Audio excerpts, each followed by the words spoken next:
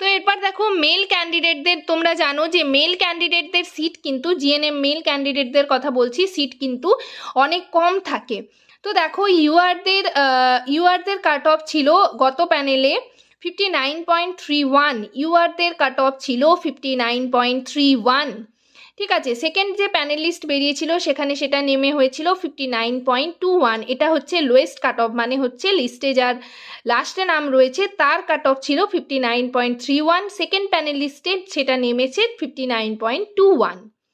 এসসিদের ছিল 39.48, এসসিদের lowest cut off ছিল 39.48। এসটিদের cut off ছিল 49.23, 49.23। ওবিসি এদের লোয়েস্ট কাট অফ ছিল 46.22, 46.22। তো সেকেন্ড প্যানেলিস্ট যে বেরিয়েছিল সেখানে সেটা নেমে হয়েছে 46.08, 46.